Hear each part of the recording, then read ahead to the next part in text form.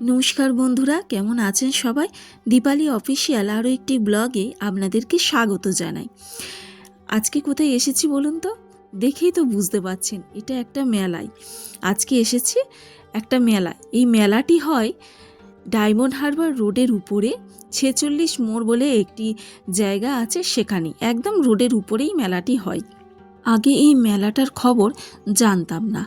যবে থেকে আমার দিদির মেয়ে ওখানে সরিষা রামকৃষ্ণ মিশন সারদা বিদ্যা মন্দির ওই স্কুলে পড়াশোনা করে, তবে থেকেই জানতে পারি এইখানে এত বড় ধরনের একটা মেলা বসে। সবাই এখানে আসে, এই যে স্কুল স্টুডেন্টরাও এসেছে, এগুলো অন্য স্কুলের মেয়েরা, পাশাপাশি প্রচুর স্কুল আছে ওখানে। তো মেয়েরা যেহেতু এখন দুপুরবেলা, তো স্কুলের মেয়েরাও একটু ঘুরে নিচ্ছেন এই সময়। এই যে খুব বড় একটা মেলা বসে জানেন। এই যে চলুন আমিও মেলা ঘুরতে থাকি আর আপনাদের সাথেও একটু শেয়ার করতে থাকি। যেহেতু এখন দুপুরবেলা তাই অতটা ভিড় নেই, দেখুন একদম অল্প ভিড় আছে, কিন্তু সন্ধ্যের পর থেকে না প্রচুর ভিড় হয় জানেন। এই যে এখন এলে একটা সুবিধা কী আছে, ভালো করে ঘুরে ঘুরে জিনিসপত্র দেখা যায়, কেনা যায়।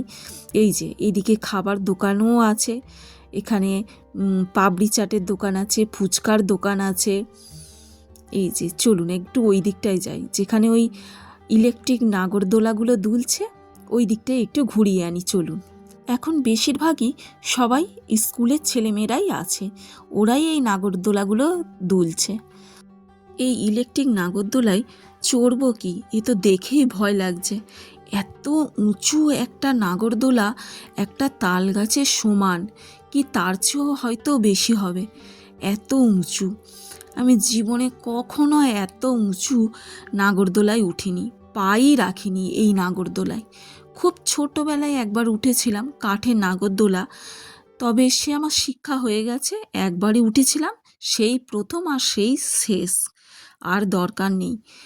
এই যে আর এদিকে আছে ডিস্কো। এই ডিস্কোটা চড়তে আমার বেশ ভালো লাগে, এটাতে আমি ভয় পাই না, ভীষণ ভালো লাগে চড়তে। দাঁড়ান এদের চিৎকারটা একবার আপনাদেরকে শোনাই।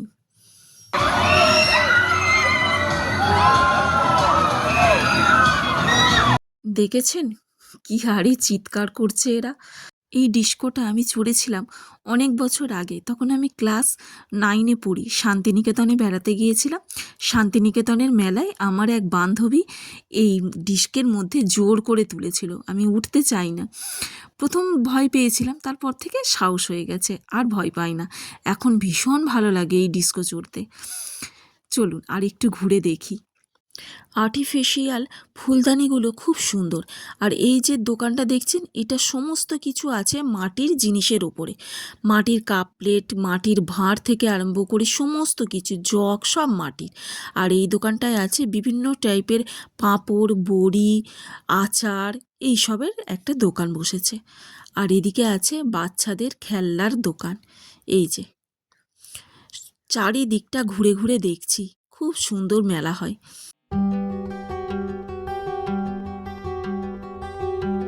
চলুন এবারে যাই কৃষি ও হস্তশিল্প প্রদর্শনী।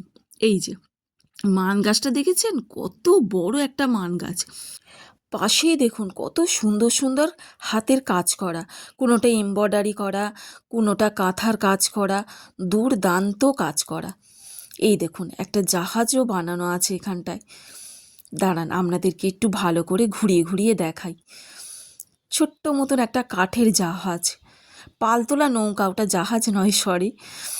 আর এখানে আছে তাজমহল, পাশে দেখুন ব্যাগটা, নিজেদের হাতের ব্যাগ বানিয়েছে, কত সুন্দর লাগছে না।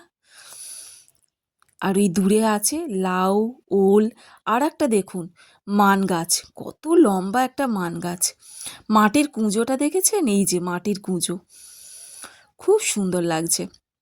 আর এখানে হচ্ছে ফাংশান, আগে প্রতিযোগিতা হয়ে গেছে, নাচের, গানের, আঁকার বিভিন্ন প্রতিযোগিতা হয়, সেগুলো অনেক দিন আগে হয়ে গেছে।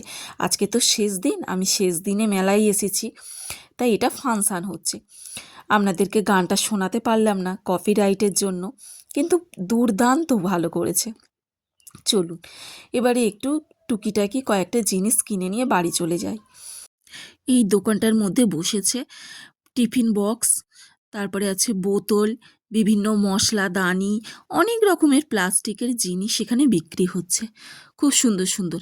আমার ইচ্ছে আছে এখান থেকে কয়েকটা টিফিন বক্স কিনবো। এই যে এইটা একটা আছে, খুব সুন্দর এইরকম দেখতে।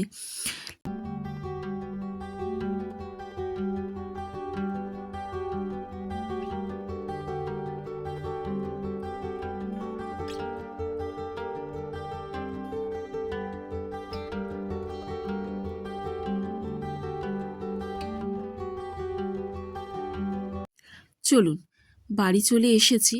কি কি কিনলাম আপনাদের সঙ্গে একটু শেয়ার করি। সেরকম বিশেষ কিছু কিনিনি, কারণ মেলাতে যা জিনিস আছে সব একটু আধটু আমার বাড়িতে আছে, তাই বেশি কিছু আর কিনিনি। এই দুটো আমার খুব পছন্দ হয়েছে, ডি লেখা আছে।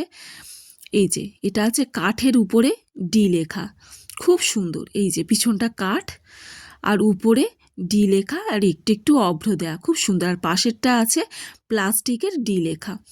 আর নিয়েছি সেই টিফিন বক্সগুলো দেখছিলাম, তার মধ্যে থেকে এই দুটো টিফিন বক্স আমার খুব পছন্দ হয়েছে, তাই নিয়েছি।